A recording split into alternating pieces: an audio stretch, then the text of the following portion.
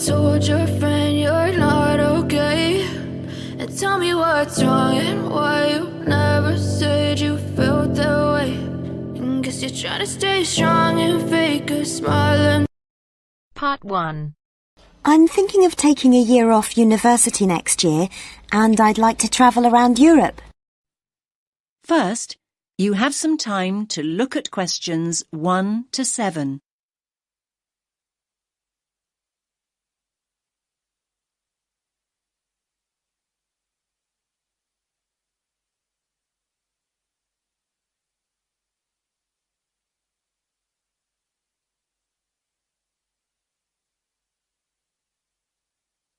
Listen carefully to the first part of the conversation and answer questions 1 to 7. Good morning. How can I help you? I'm thinking of taking a year off university next year, and I'd like to travel around Europe. Okay then. Do you have any idea where you'd like to go? Well, I was thinking of starting in France and then working my way up to Eastern Europe, possibly going as far as Slovakia. Well, there are a number of ways you can do this, and we have various options available. It really depends on your budget and how you'd like to travel. That's just the thing, really. I've just finished my second year at university, so obviously I'd like to do it in as cheap a way as possible. That's fine. Could you give me a rough idea of the price range you're looking at? Realistically speaking, I'm hoping to pay between about £700 and £900. I could stretch to £1,100, but that's really my limit. How long are you thinking of going for? About 10 months. To be honest, you'd be better off travelling for about 7 months, if that's your budget. OK, that's not too bad. So, how would you suggest I travel? Well, because of the time limit, I don't think walking is a viable option. Of course, in this day and age, the most convenient way to get around is by flying, particularly if you've got quite a bit you want to see in a short space of time. Saying that, I still think the best way to get around Europe is by train. As a student, you can also get a student rail card, which means cheaper fares. That sounds brilliant. How do I go about getting a rail card? Well, if you decide that's what you want to do, then we can organise that all for you. You'll need to fill in a form and provide us with 2 passport photos, and we'll do the rest. It costs about £36 plus about £10 administration costs. Great. That's really not expensive at all. And what about buses? I was just thinking if I decide to go to places which are a bit more remote. There are always local buses, but these are not always a good idea. They can be quite unreliable and in some areas quite dangerous because the buses tend to be overcrowded and some of the drivers drive way too fast. So I would suggest you don't do this. That sounds quite frightening. So what are my options then? You could hire a car, but it can be expensive. Still, I do think if you're thinking about going to smaller towns and places which are off the beaten track, then hiring a car is by far the better way to do it. You can also look at sharing the costs by hiring a car with someone else. That's a good idea. I guess I could put a message on the internet. You could do that, but don't forget that you meet people when you're travelling, and you'll probably find someone who's going to the same place as you are. That's true. I want to stay in youth hostels, so I'm sure I'll find people who are interested in going to the same places. Oh, one last thing. What about taxis? I was thinking about if I go out at night. I use taxis all the time here. But taxis abroad are a different story. In certain countries, they're no problem, but by and large, taxi fares are high. Oh. If you do go out at night, try walking home, but make sure you don't do this alone. Try and find people to go out with at night or come home at a reasonable time. But if you're staying in youth hostels, you should find plenty of young people to go out with at night. I'm sure I will.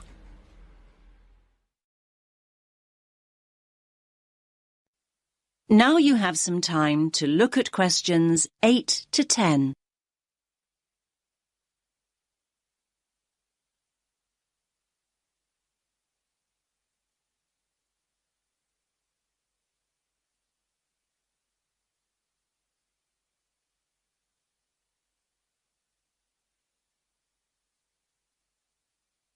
Now listen to the next part of the conversation and answer questions 8 to 10. Now, have you thought about how you'd like to travel to France? Not really, no. There are basically 3 ways.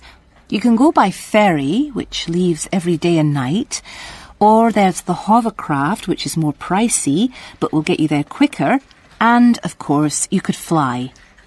Well, I don't think flying is an option for me, as it'll be too expensive.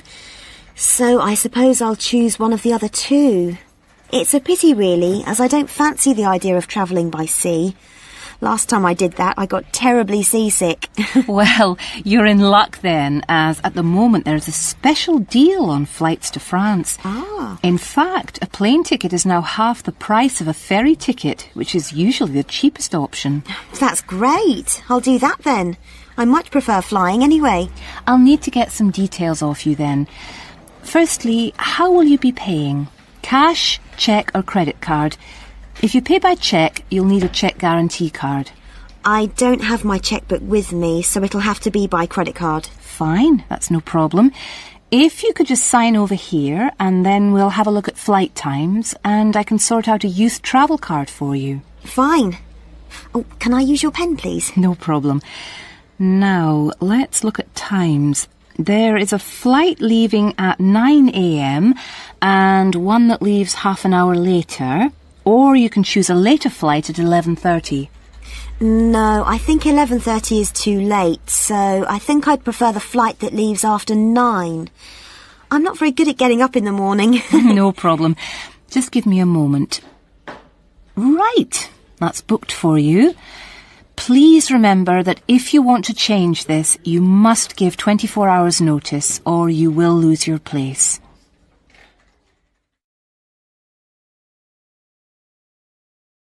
That is the end of part 1. You now have half a minute to check your answers.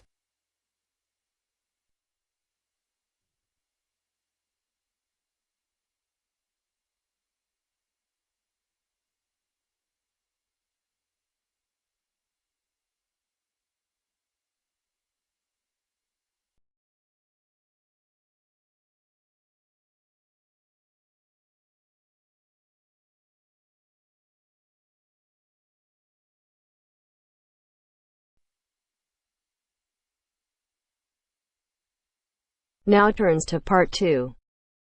Part 2. You will hear 2 students talking about a school project. First, you have some time to look at questions 11 to 15.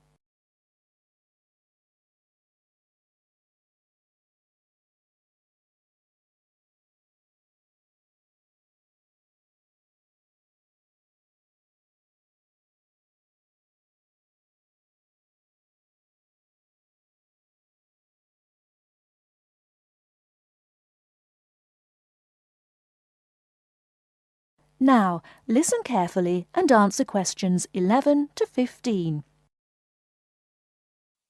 Hi, Lynn. How's your project coming along? Oh, not very well. I've got all the information, but I can't seem to organise it into a presentation. Well, you'd better hurry. You only have 1 more week. Yes, that's okay. It's just that... Well, why don't you try your presentation on me? Maybe I can help. Oh, really? Great! OK, well, I've chosen solar power for my subject, and I'm going to talk specifically about domestic water heating. You know, like the ones popular in America. I've got some facts here. Oh, that's good. But just start your presentation from the beginning. Oh, right. Well, here we go then. There are many reasons why we should be looking elsewhere for energy sources. As most people are aware, fossil fuels and other such non-renewable sources are by definition finite, so something needs to be in operation soon. Currently, there are a number of alternative energy sources available which can, with a little preparation, be used to provide for a significant part of our domestic energy requirements. In this presentation, I am focusing on solar power and its application as a domestic water heater. As a renewable energy source, solar power is in many ways ideal. The amount of the sun's energy which reaches the earth every minute exceeds the energy that the global population consumes in a year. Although scientists argue that it is not finite, sunlight is certainly a long-lasting resource which is not depleted through use, and solar power converters use this energy without needing any complex moving parts. Once collected and stored, solar energy can be used for many purposes, but it is becoming increasingly popular as a domestic heating source. Generally, a building that is heated by solar power will have its water heated by solar power as well, and this has even worked in areas that are not exposed to long hours of direct sunlight, such as the United Kingdom, although not so well as in warmer climates. Why have you stopped? Well, that's all I've got so far. Oh, well. Start by talking about how effective it is. Oh, okay. Well, there are a number of factors that influence how efficient solar power can be. The first, obviously, is the amount of sunlight, and this is dependent on season, time of day, and climate. Although the UK has something of a bad reputation for sunshine, it is actually quite productive during some parts of the year. Given a sufficient size of solar panel and water storage tank, solar power can provide all of our water heating requirements in June and July, and even provide the majority until October. From October to the end of the year, this figure falls dramatically. December is the least productive, being able to supply less than 5% of the average household's hot water requirement. It is at this point that solar power needs to be supplemented with a more traditional form of heating. From January, solar power becomes more effective at a rate of about 20% per month, although this rise decelerates to around 18% by May.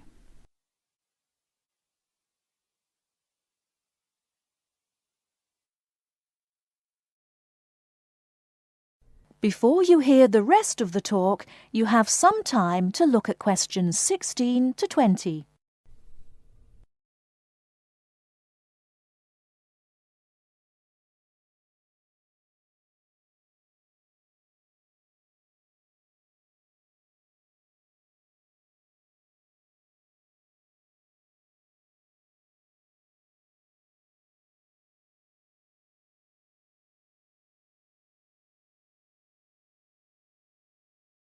Now listen and answer questions 16 to 20.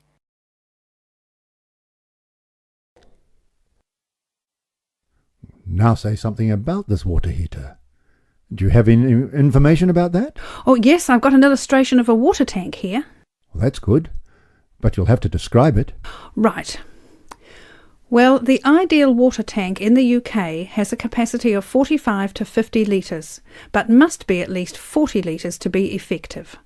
The solar coil is put in the bottom of the tank to heat the water. Now remember that solar heated water will not get quite as hot as fossil fuel water heaters. The bottom half of the tank is normally 20 degrees, and this is why it is important not to have a tank that is too large, as that would take too much energy to heat. In this illustration, it rises to 40 degrees from halfway up. Don't forget that hot water rises, so the top third of the tank is the hottest and reaches an average temperature of 65 degrees. And what's this second layer around the tank? Oh, that's insulation. Because the tank is often either outside or just under the roof, rigid foam is used as an insulation layer. It should be at least 80 millimetres thick all around. Well, that seems like a good presentation. All you need to do is to prepare some short notes and a larger illustration so you can use it as a demonstration and you'll be fine. Oh, you think so? Well, thanks very much for the help. Maybe I could do the same for you one day. Maybe. Anyway, I have to go. Good luck. Thanks. Bye. That is the end of part 2. You now have half a minute to check your answers.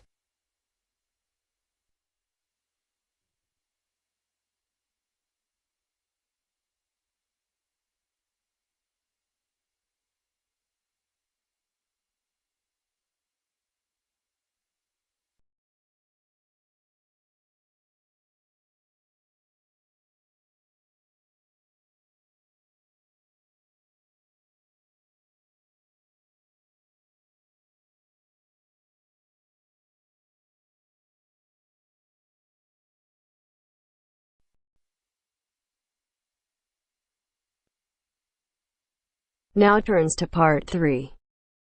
Part 3. You will hear two students discussing the subject of rock art. First, you have some time to look at questions 21 to 27.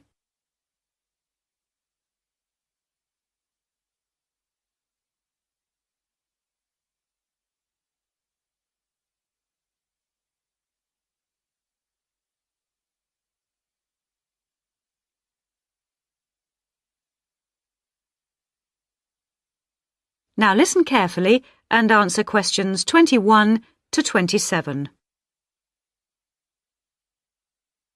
Hello, David. Oh, hi, Mia. Sorry I'm a bit late. Oh, no problem. Thanks for agreeing to help me with my assignment today. I really needed to go over it with someone. Sure. You were going to talk about European rock art, weren't you? Yes, the rock drawings in the caves of Lascaux in western France. Oh, fantastic. Over 13,000 years old, I believe. What sort of drawings are they?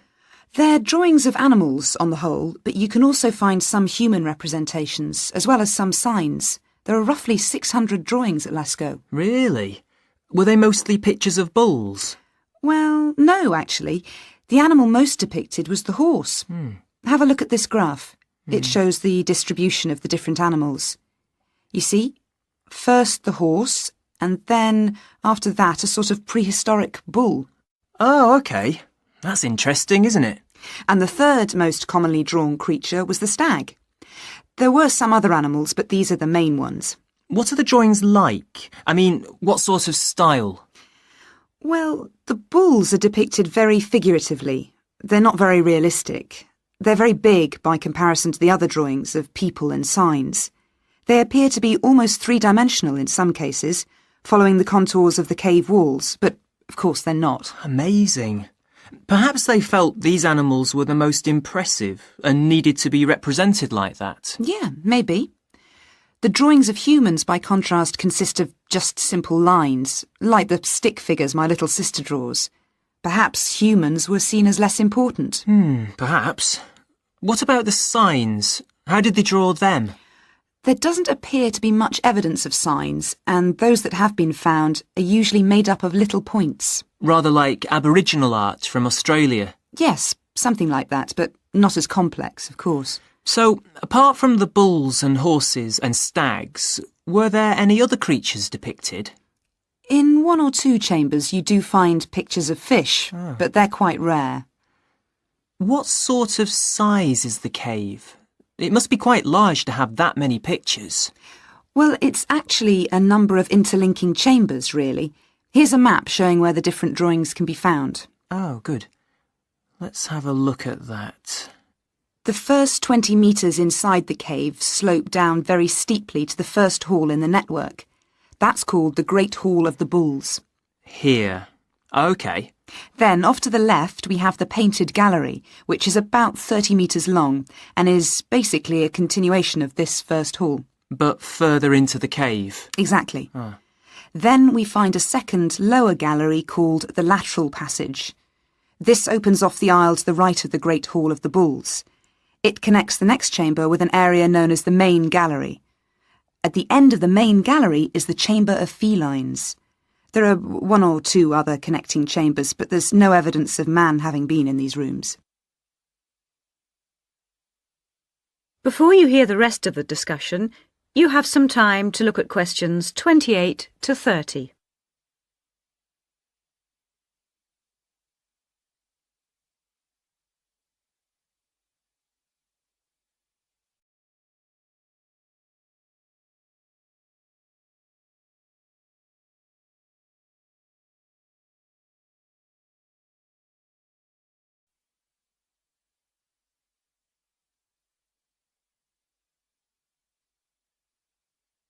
Now listen and answer questions 28 to 30.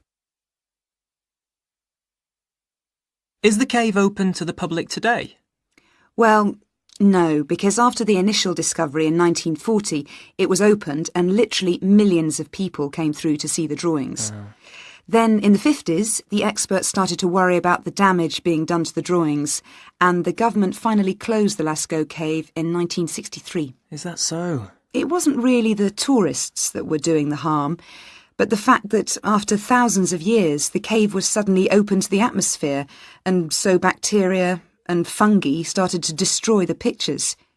You need a special permit to enter the cave now, and very few people can get that, unless they're scientists or have some official status. It's a shame, but I can see that they had to do something to protect the cave.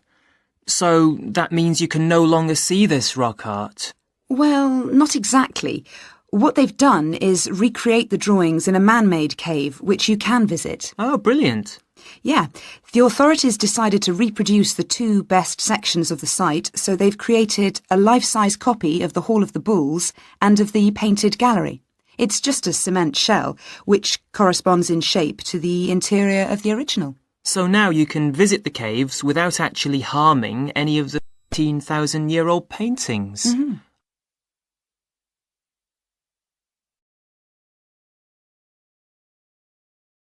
That is the end of part 3.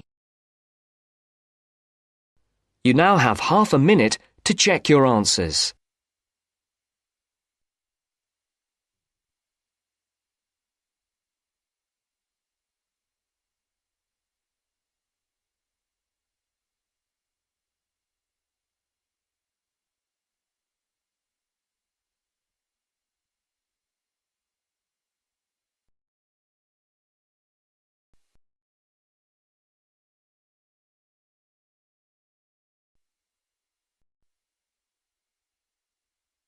Now turns to part 4. Part 4. A second session on interview skills. First, you have some time to look at questions 31 to 40.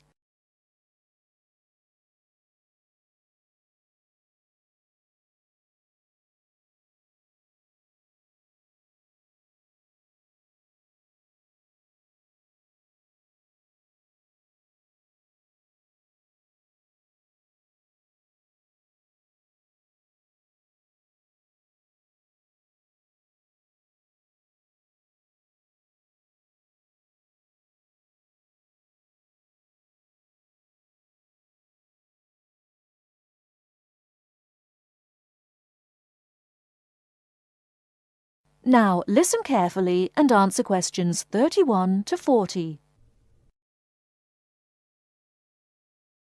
Hello there everyone, and welcome to our second session on interview skills.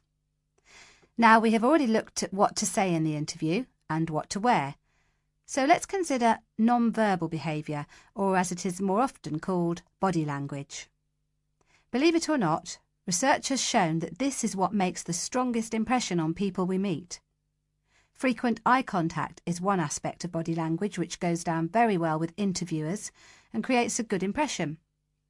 Looking at people means that you're sure of yourself and confident.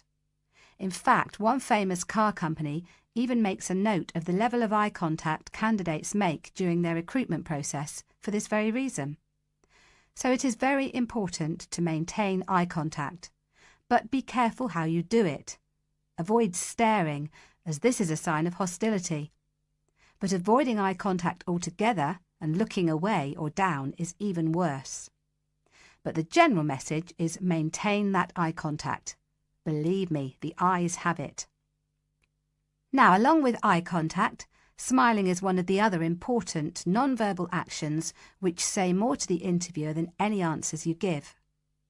A good way to create a good impression during the first few minutes of your interview is to smile warmly when you meet the person or people who will be interviewing you. It shows them that you are relaxed. Facial scanning takes a triangular route, from the eyes down to the mouth and back to the eyes. Even when you aren't speaking, an interviewer will be noticing your mouth, so give a relaxed smile whenever you feel it is appropriate. Now, not surprisingly, interviewers pay most attention to a person's face or head during an interview, and they certainly pick up a lot on what they see. Researchers have identified nodding as going down very well with interviewers. This simple gesture shows that you are listening and paying attention. Another useful head gesture is to tilt your head slightly to one side. Now, this reinforces that you are listening well to what the interviewer is saying to you.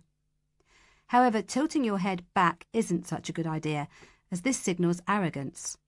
And drooping your head forward indicates that you are lacking in confidence. And as we all know, that is exactly the opposite of what an interviewer wants to see. So the message is, mind your head. Now, posture, or the way that you carry yourself, is an important area of body language to be aware of. And it is one of the first body language signals that interviewers read as you enter a room. Posture also matters when you're sitting down. A well-supported position, with your shoulders square and sitting full back on the chair, will give the impression that you are confident, which is just what the interviewer wants to see. I once interviewed a candidate who perched right on the edge of her chair throughout.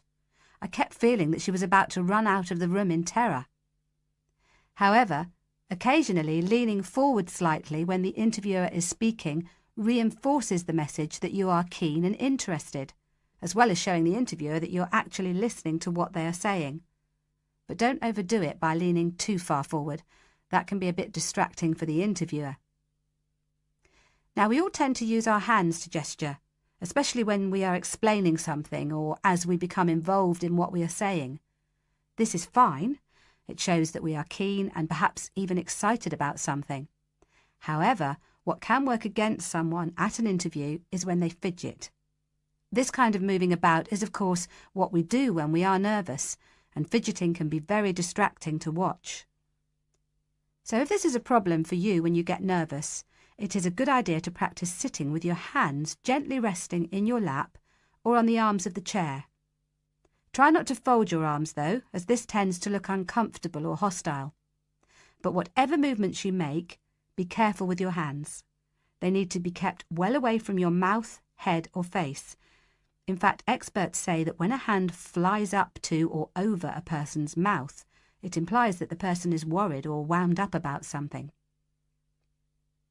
For most of us, staying calm in an interview situation is a challenge, so putting in a bit of practice in advance will help. So, to end with, here are a couple of suggestions on how to improve our body language. A good idea is to choose a role model, such as an actor or fictional character, or a public figure or someone you know. Then sit calmly and imagine that you are this person. Now, other countries have different body language signals. So remember that if you are being interviewed abroad, you may want to check if there are any special gestures to avoid. It's also a good idea to get used to reading body language signals. You can do this by simply watching how people interact in public places, such as on the streets or in restaurants. And finally, when people have struck up a rapport, it is reflected through the natural mirroring of each other's body language movements. So you can use this to your advantage by occasionally mirroring the interviewer's own movements. For example, if they lean over to one side, you can do the same a few seconds later. It helps to create a special effect known as similar to me. But don't do it too often or the interviewer will notice. Now, any questions before we move on to interview listening skills?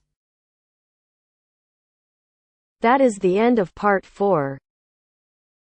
You now have half a minute to check your answers. I know you told your friend you're not okay, and tell me what's wrong and why you never said you felt that way. And guess you're trying to stay strong and fake a smile until I look away. But I've known you too long, it hurts to watch your blue